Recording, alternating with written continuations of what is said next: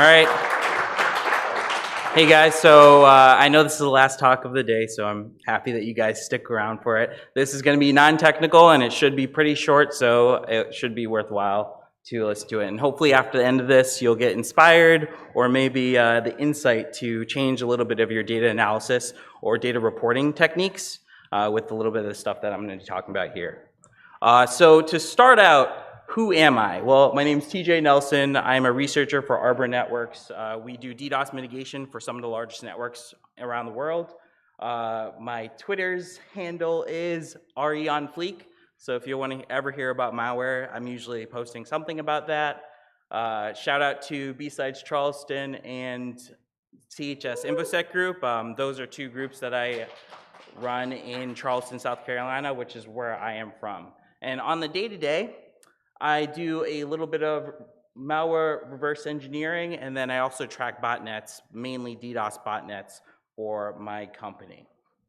But none of that is what I'm really here to talk about, because some of you may have something in common with me, and that is you're a recovering incident responder.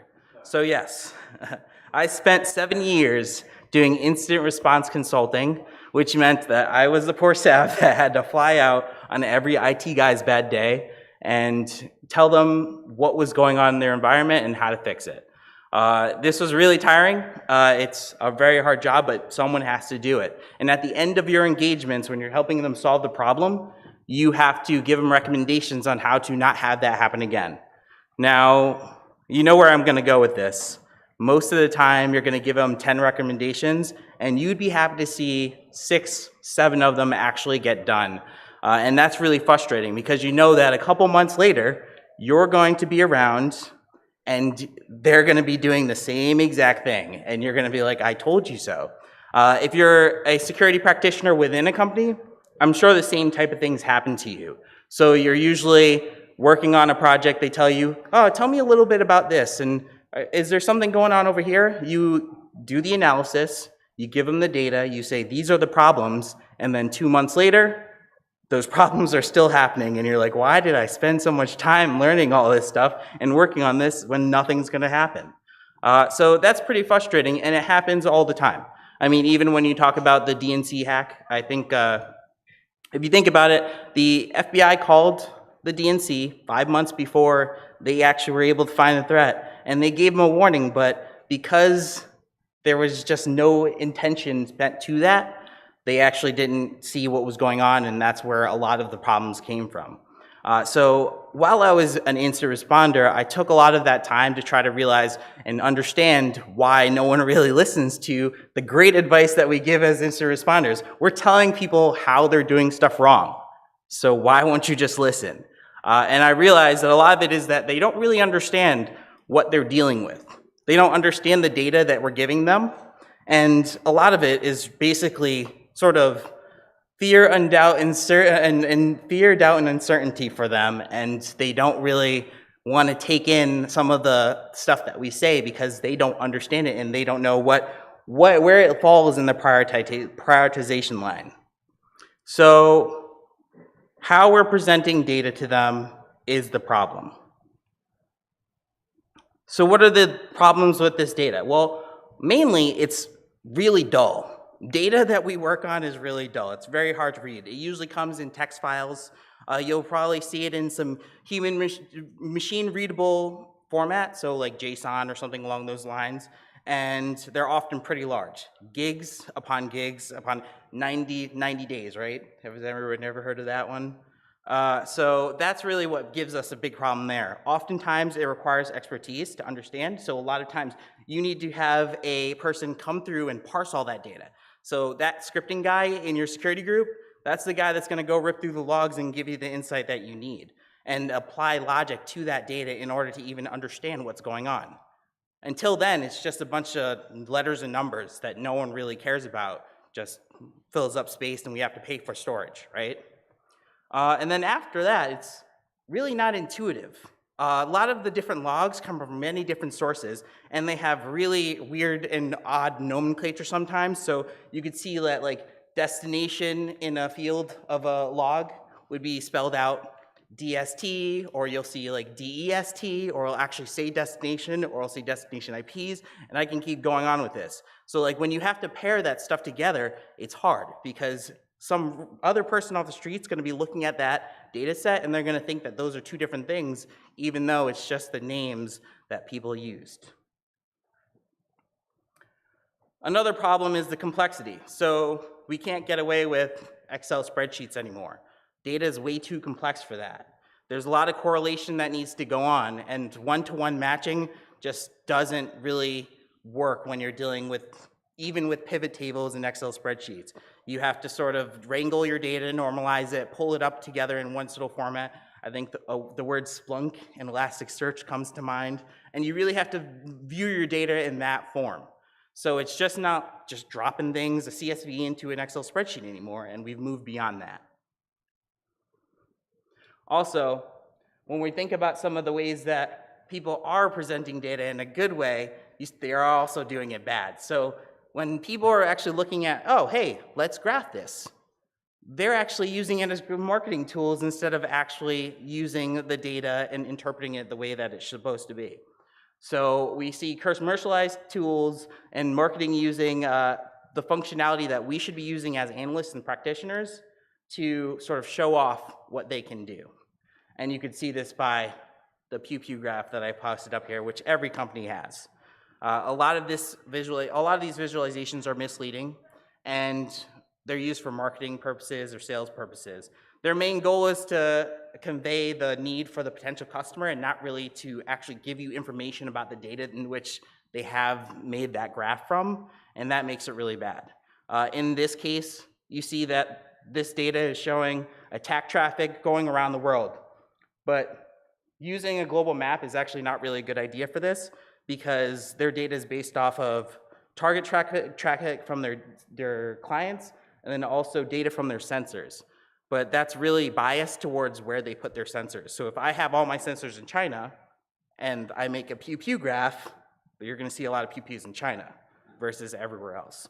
So a realistic and more practitioner-focused way to visualize this data would actually be to pull out the country information and actually look at the data traffic in of itself. So more focusing on the ports that are used and the type of attacks and techniques that are used. So making, some sort of graph or chart or diagram that would say, these are the type of attacks that we're seeing per sensor versus China's getting attacked. Look at these pew pews. So the question is, and the goal for my presentation is a public service announcement of how do we fix this. We cannot keep letting the marketing team and the salespeople make our graphs for us because they're gonna misinterpret it. They're gonna make it look very, very, very auspicious of what we're trying to give it. And we're actually better suited to present this data and give the perception that we need because we worked on it. We did the analysis. So through this talk, I want to talk about the different techniques of how to pair these threat data models with graphs, and then also help articulate what the data is doing with incident responders and analysts. I think that we should think of this as a perfect service announcement because definitely something that we need in our industry. You see a lot of these graphs and a lot of this stuff coming through vendors. So if you work for a large vendor, you'll see, oh yeah, my dashboard looks sort of like that. But you're not making that dashboard, and that's the problem. And also when you're working in-house for a company, a lot of those dashboards are coming from your vendor, but they don't know you. And that's not tailored towards your environment. So inherently, one tool can't fix all your problems. You have to make these things correlate to what you have in your environment. So why do we want to do this? Well, things are boring, right? Like that is a report, a forensic report. Who wants to read that? Nobody. After I write those, I don't even read them. And I'm guessing half my clients don't because I show up again 3 months later doing the same thing with the same recommendations. But when you have reports that have really cool, nice graphics, those are exciting. Like that actually brings your attention and draws your attention to the points that they're trying to make, and those are more helpful. That's why when you see the data breach reports and the global threat reports and all of these cool things where you have You have characters that characterize threat actors, or even your exploits have their own logos and music videos. This is why we do it. It's because it wants to draw your attention to what the important details are. They want to lean you towards what they're trying to say versus, having you go through the whole rigmarole of reading the report and trying to understand the analysis that the analyst did. If you do have visualizations in your report, they're more likely to agree with you. You're more likely to get a positive feedback and actually get them to do your recommendations because they'll actually see what they need to do versus you just telling them, oh, you're messed up right now, you really need to do X, Y, and Z. They'll step back and say, oh, we're really messed up. We need to do X, Y, and Z. That's a better sell. You want your points to be like a slap in the face. So you want it to where whenever you're going to your audience, when they say how bad it is, you slap them and say the data's already leaving your network, because that's exactly how it should feel when they look at your reports. They need to know exactly what needs to happen and what they should be doing and what went wrong so that they can action appropriately. Because the bad guys are already winning. They already stole your coffee maker and walked out the door. So the faster you get to action, the better your results you'll see. Another reason why. Visual input is often better than just reading or hearing. 10% of knowledge comes from what we read, but 30% comes from what we see. I like those odds. They're more likely to see the point in what you're doing when they actually can put their eyes on something and look at visualization and follow it. So here's where we start with some of the concepts that we should be using as security practitioners to help guide our audience to the data that we're trying to present to them. And these are called the Gestalt principles. And these are only a couple of them, but I thought that these were pretty appropriate to my examples later on to sort of show you the different ways that you can use your data and visualize your data in order to give perceptions and drive customers or clients or coworkers to, this is what I'm trying to show you. So the first one is proximity. Naturally, as humans, when we look at something, the things that are closer together feel like they should be together, so they get grouped in our minds. So in the first example, you see all three, just equal spacing apart. But in the second example, you see that there's two distinct groups, and that's just from our perception, we automatically put those buckets together. So when you're grouping things and you want to say these are different from this, servers, workstations, when you put a little gap between them, put a little white space in between them, it actually differentiates them to whoever's reading or looking at what you're doing so that it feels like there's two separate things that you're looking at. The next thing is common fate.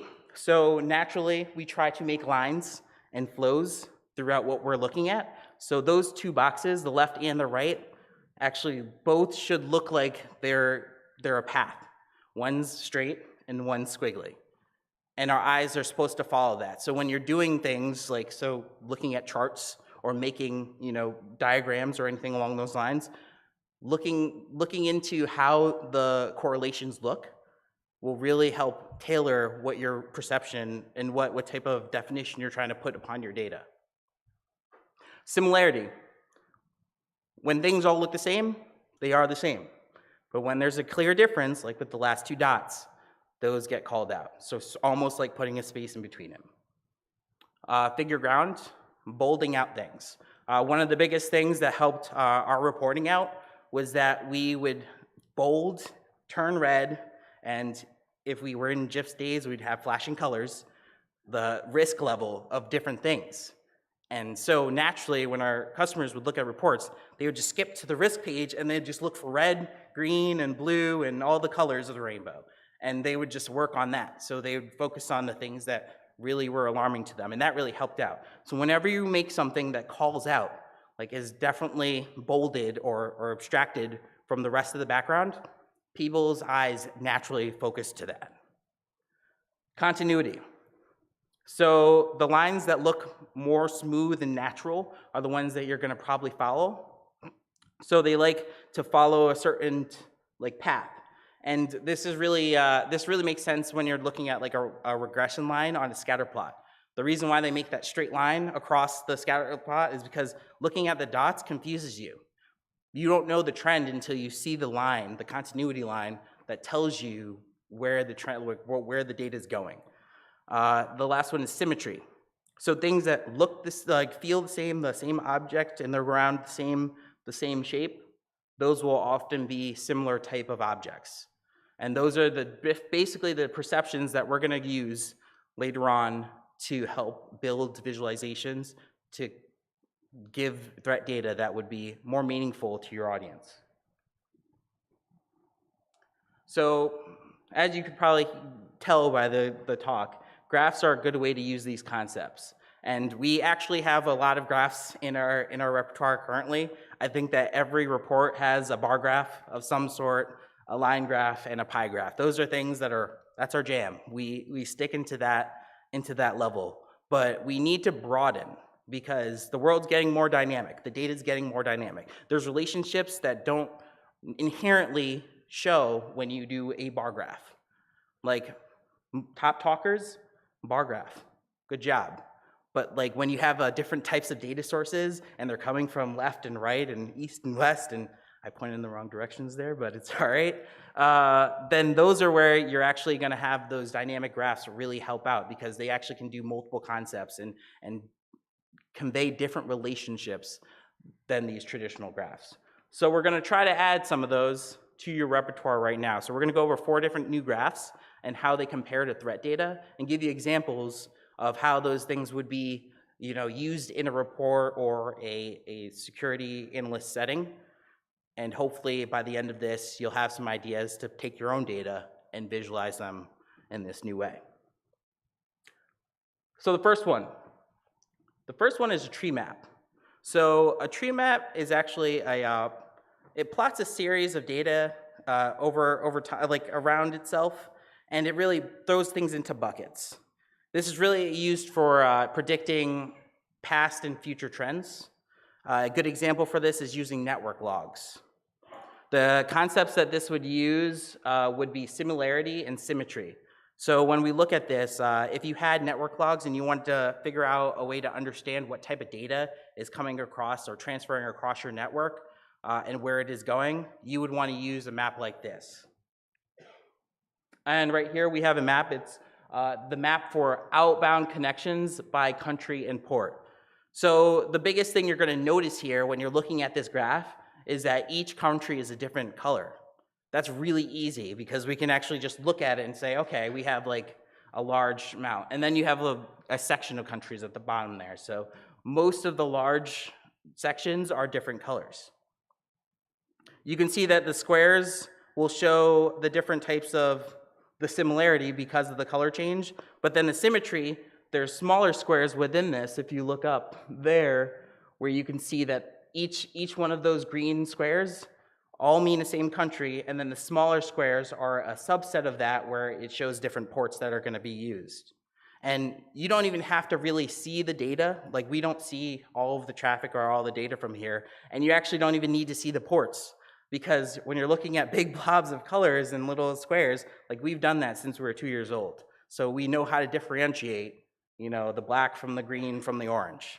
And we also know that if we look at this graph, we can say that Taiwan, which is black, Korea, green, and China, orange, makes up half of the outbound traffic for this environment.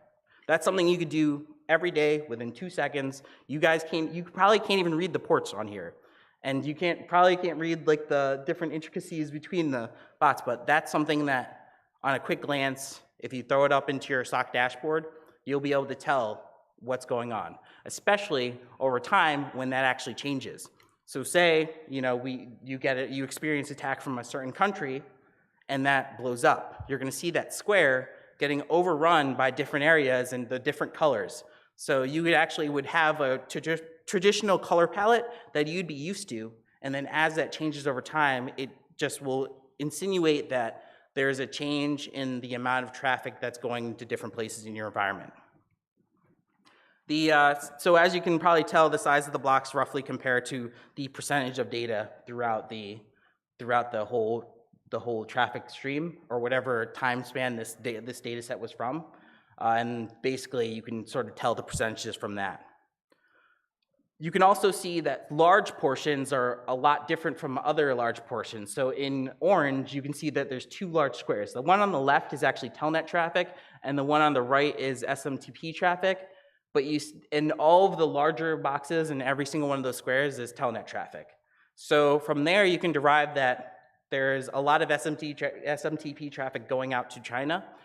This could be from a situation like you have a spam bot that was targeting Chinese companies or something along those lines, and it's sending out traffic there. So if you were in an incident standpoint and you had a spam or malware, and you saw this graph, you would be able to tell right away that there is a disproportionate amount of SMTP traffic going to China. And if you weren't a company that was within China or does business in China, that would be alarming. Your boss would be able to see directly why that's a problem. Everyone could. I even think a 3-year-old could, because we used to play that game with the blocks and the colors and all that stuff, and it worked out really well. So this really gives you a good heads up. It gives you a really quick way to understand and look at a large amount of data. If you were to look at this in a data table, it would take forever. You'd probably want to make a lot of lists and charts. So you'd be making bar graphs of the amount of traffic for each protocol. So you just have lines of bar graphs going down your screen. You probably have that archetypal color map and numbers from each country and all that stuff. So like you just consolidated all that in one graph here. The next one is the chord diagram, and this is actually one of my favorites. This visualizes interrelationships between entities. The entities are arranged around the circle, and then they have connections between them called chords that show a relationship between that entity to another entity. The reason why it's a circle is sort of like the parachute game where you had to run back and forth, is that all the entities are encompassed in that circle, and that shows the whole corpus of data that you're dealing with. A good example of this is also network logs. And the concepts that this use is common fate and figure ground. And this is a chord diagram, and once again, you can't read any of the data. But you can obviously see something's going on. You know why? Because it's red. And that is the figure ground that's speaking there. So because there's a big differentiation of the traffic that you want to look at and the traffic that is the rest of the traffic in the environment, you can tell that red is bad and it's spreading everywhere. That's scary, right? If you showed anyone that, they would know that there's something that they have to deal with, and it has to deal with it n amount of times based on how many red endpoints are touching right there. So what this graph is this graph is actually a map of port 20 connections from a specific host to other areas of the network. So the entities around that circle are IPs of other hosts around the network, and then ports from the target host. So this would be used in a case where you are a SOC analyst or a forensic analyst, and you were looking at logs and saying this host was connecting out somehow to a bunch of things. Did it connect or laterally move through within our environment? So you'd basically look at all the logs and you'd say, what ports is it connecting on to other computers, and what other computers is this communicating with in our environment? And this will show it. Because of that tree, the bottom of the tree there is port 20, and then it's reaching out to numerous amounts of other hosts.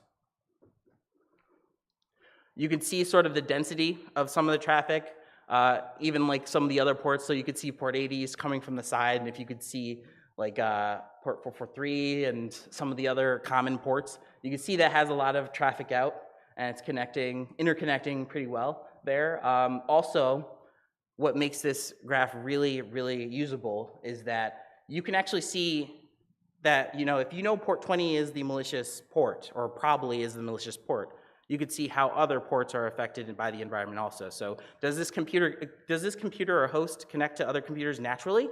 Is it just like a high talker? Is this something normal? Well, you can compare that in one graph, and you're having a large amount of dynamic data to sort of help out with that.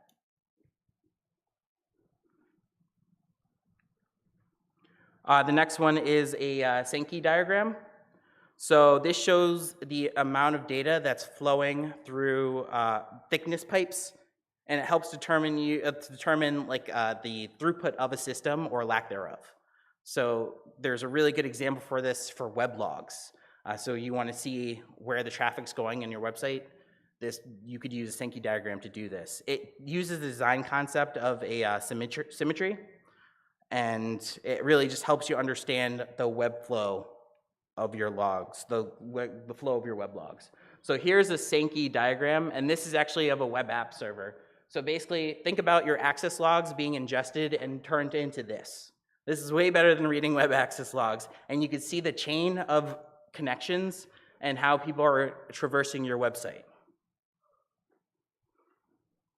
So some things to point out here is the symmetry comes from the sizes of those pipes and how they're getting broken up. So most of the traffic that you see starts out with a login, but then there's some things that are alarming here. So someone may be able to bypass the login with that little red line there that's pushing all the way to a search area.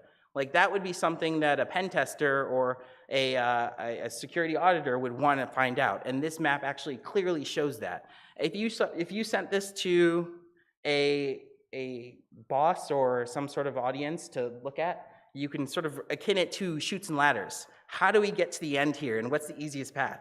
Login, well, that door's locked. But that red slide down there, you could slide right back into your search area, and that gives people the keys to the kingdom. Another thing that you can point out is that most of the traffic is going towards two places, and they're both searches, and that makes sense. So you can sort of get a baseline of where your traffic's coming from. This is really useful for a lot of things. I mean, even if you wanted to talk about where your users and data flow is going to for performance standards, that's a really good graph for that. But for security, when you're looking at web access logs for intrusions, you can look at SQL injections and see where the most weird path to things are, or even with DDoS. You can actually take the patterns in which people are doing like DDoS attacks and map them out and say, all right, these are DDoS attacks. Another really good example is web scanning. So typically web scanners have a set of things that they're checking on a website. And if you see those patterns, you can actually identify what scanners are actually going and the volume of those scanners versus other scanners. So that would give you a good delineation of what you're dealing with.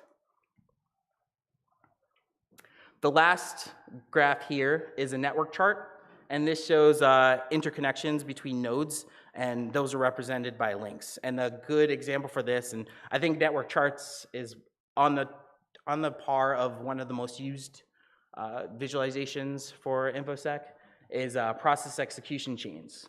And this uses the concepts of continuity and proximity.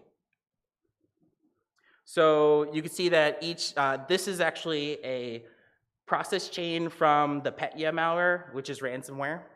And each one of those nodes represents a different process being generated or a different action by the process of that malware. So instead of just telling your boss or your audience that you were infected by this file, which is one thing, they actually see the activity that it's doing without the network, and that looks a lot more intimidating than just a doc file that tells you you have to pay or you have a UPS shipment or something along those lines.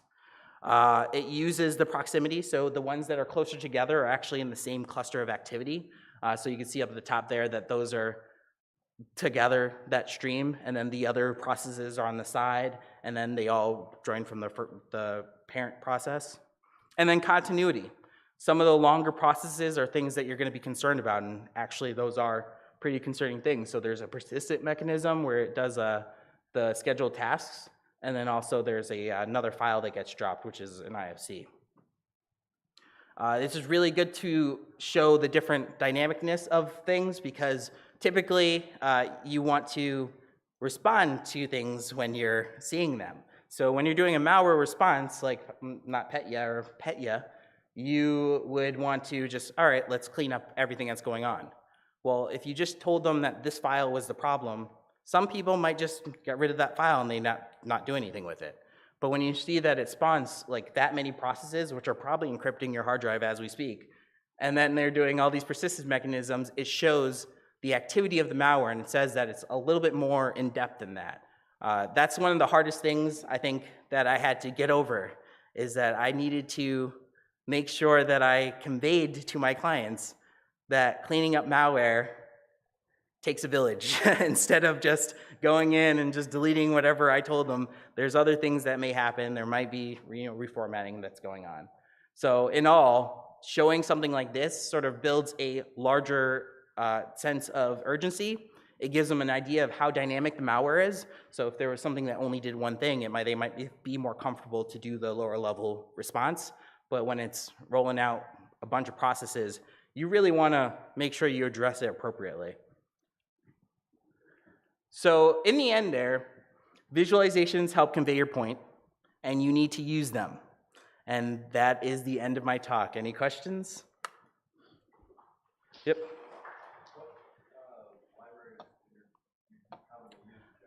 Oh yeah, definitely. Well, there's a lot of different ways to do that. So Splunk will actually do a lot of that stuff, and you won't even have to use libraries. Elasticsearch Kibana is really helpful for it.